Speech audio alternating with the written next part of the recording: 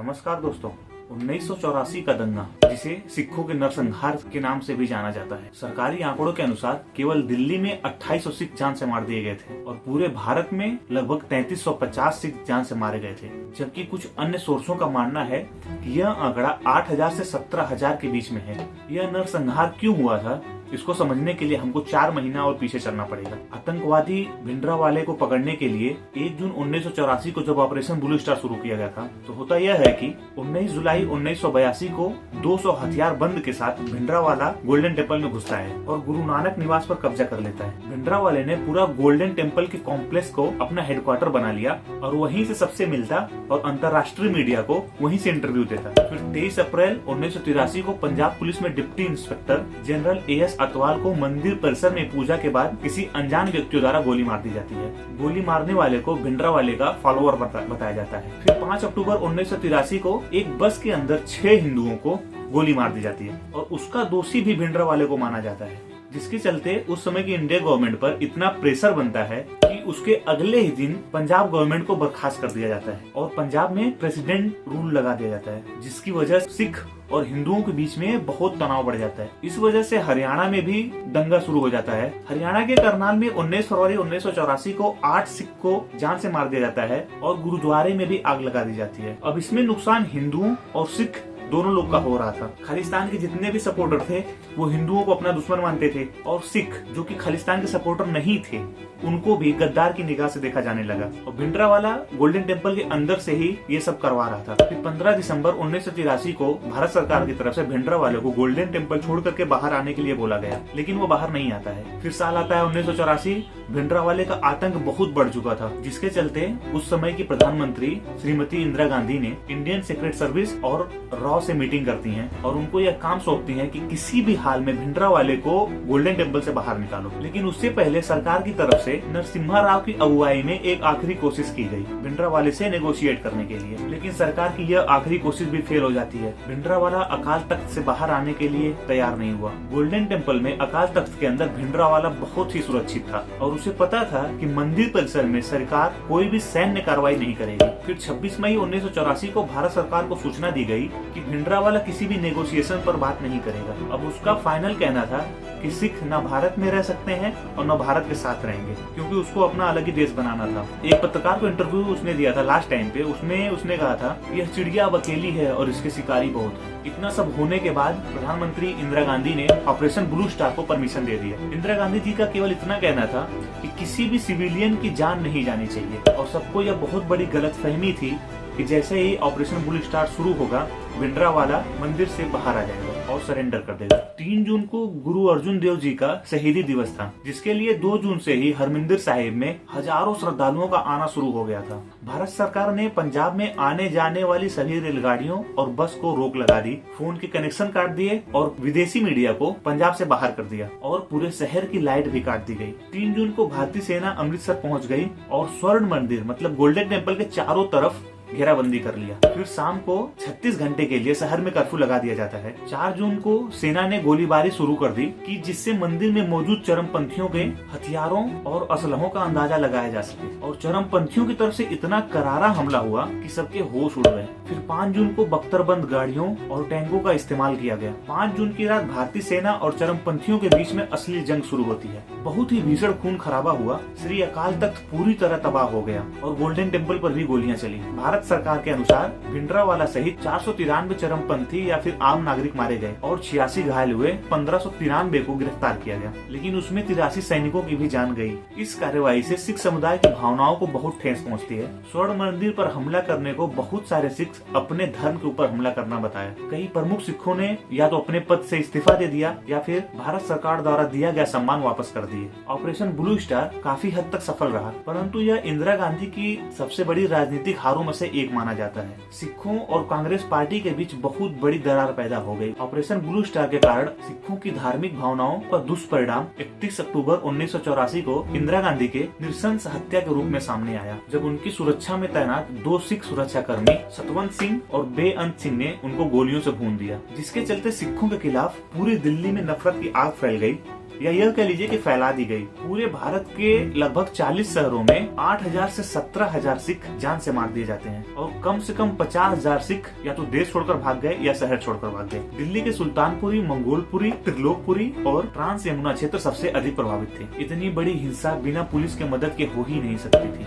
Delhi police, जिसका सर्वोपरि कर्तव्य था कि कानून व्यवस्था को बनाए रखना और निर्दोषों की जान की रक्षा करना, लेकिन कहा यह जाता है कि उस समय दिल्ली पुलिस ने बहुत सारे खूंखार अपराधियों को जेल से रिहा कर दिया था और उनको साफ साफ इंस्ट्रक्शन दिए गए थे कि सिखों को सबक सिखाना है। 31 अक्टूबर सुबह 9:20 पर जब प्रधानमंत्री इंदिरा गांधी को गोली मारी जाती है तो उन्हें तुरंत उठाकर एम्स हॉस्पिटल लेकर गए, लेकिन 10:50 पर उनको डॉक्टरों ने मृत घोषित कर दिया और 11 बजे ऑल इंडिया रेडियो से घोषणा की गई कि प्रधानमंत्री को उनके सिख बॉडीगार्ड द्वारा गोली मार दी गई। यही ट्रिगर पॉइंट होता है। उसके बाद एम्स के इलाकों में हिंसा भड़क गई। फिर शाम 5:20 पर जैल सिंह अपना विदेशी दौरा छोड़कर वापस आते हैं और एम्स हॉस्पिटल की तरफ बढ़ते हैं तो भीड़ ने उनकी गाड़ी पर भी पथराव किया। फिर 31 अक्टूबर की रात और 1 नवंबर की सुबह कांग्रेस पार्टी के नेताओं ने स्थानीय समर्थकों को पैसे और हथियार बांटे। कांग्रेस सांसद सज्जन कुमार और ट्रेड यूनियन नेता ललित माकन ने हमलावरों को 100 रुपए दिए और शराब की बोतलें भी दी। 100 लोगों का ग्रुप बनाया जाता है और उनको सिर्फ एक ही आदेश दिया जाता है, सरदारों को मार डालो और इंदिरा गांधी हमारी माँ है, इन लोगों ने उनको मार डाला है। और मैं जो कुछ भी कह रहा हूँ ये अपने मन से नहीं कह रहा हूँ, ये सारा का सारा बयान सुप्रीम कोर्ट में दायर की गई थी। वो मैं फाइल और डिस्क्रिप्शन में लिंक ऐड कर दूंगा, आप वहाँ से पढ़ सकते हैं। मोती सिंह, जो कि 20 साल से सिख कांग्रेस पार्टी के मेंबर थे,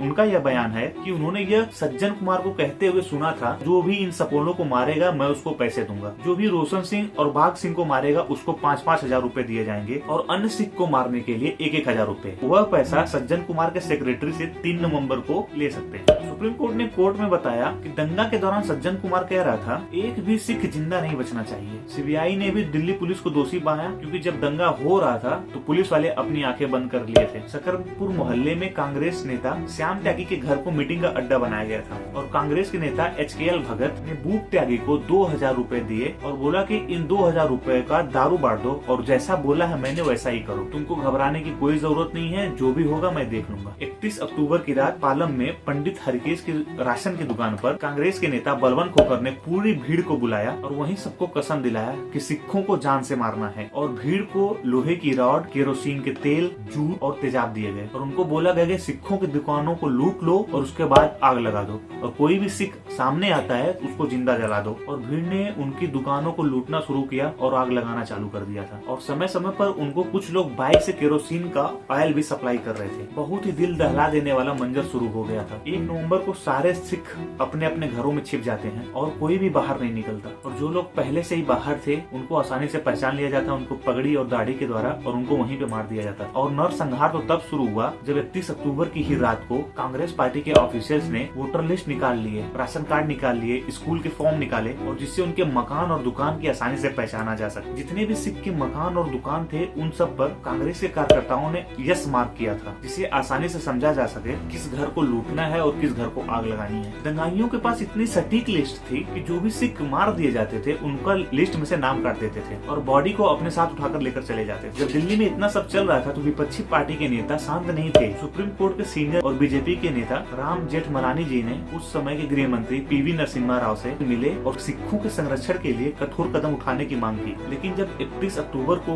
देर शाम राजीव गांधी ने प्रधानमंत्री की शपथ ली थी तो गृह मंत्रालय भी अपने पास रख लिया था, तो PV नरसिम्हा राव भी उस समय कुछ नहीं कर सके। 31 अक्टूबर से 3 नवंबर तक चले इस खूनी दंगे में कम से कम 17,000 लोग जान से मार दिए गए, उनके घर जला दिए गए, औरतों और बच्चियों का गैंग रेप भी हुआ। 3 नवंबर की देर शाम आर्मी और दिल्ली पुलिस ने दंगा रोकने के लिए साथ में काम किया और बहुत हद तक दंगा रोक दिया जाता है। फिर 100 को उठा करके एम्स के 100 घर में लेकर के जाते हैं। People union for democratic right और people union for civil liberties एक इंक्वायरी बैठाते हैं, जिसमें 31 अक्टूबर 1984 से 10 नवंबर 1984 तक ये दंगा पीड़ितों, पुलिस अधिकारियों, पीड़िता के पड़ोसियों, सेना के जवान और राजनीतिक नेताओं से पूछताछ की और उसके बाद अपनी ज्वाइंट रिपोर्ट सौंपते हैं और उसमें बताया जाता है कि प्रशासन में सीनियर अधिकारियों और कांग्रेस के महत्वपूर्ण राजनेताओं द्वारा जानबूझकर कमीशन और चूक दोनों काम एक सुव्यवस्थित योजना का परिणाम है। 1991 में ह्यूमन राइट्स ने अपनी रिपोर्ट सौंपी और रिपोर्ट्स में बताया कि इस दंगे के महीनों बाद भी चश्मदीद गवाह अपनी गवाही देने के लिए तैयार थे, लेकिन दंगा में आरोपी पुलिस वाले और राजनेताओं के खिलाफ हत्या, बलात्कार और आगजनी में किसी भी दोषी के खिलाफ सरकार ने कोई भी एक्शन नहीं लिया। हत्याकांड के कुछ दिन बाद दिल्ली में जो सिख जिंदा बच गए थे वो आतंकवादी ग्रुपों में शामिल हो गए, जिसकी वजह से पंजाब में और हिंसा भड़क गई। 31 जुलाई 1985 को खालिस्तान के कमांडो फोर्स के हरजिंदर सिंह जिंदा, सुखदेव सिंह सुक्खा और रणजीत सिंह गिल ने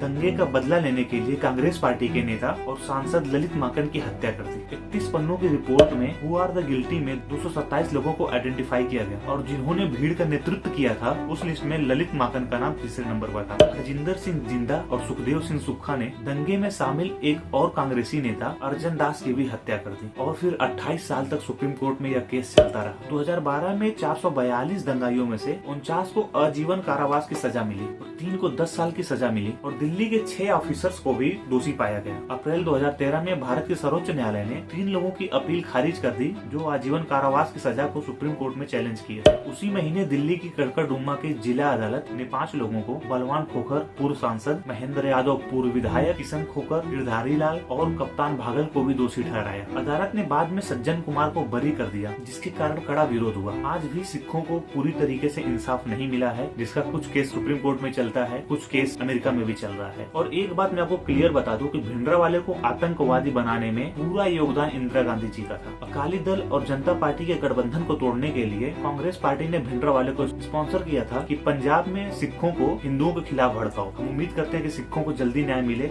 और वीडियो आपको कैसी लगी कमेंट करके जरूर बताएं। वीडियो को लाइक करें और चैनल को प्लीज सब्सक्राइब करें। धन्यवाद।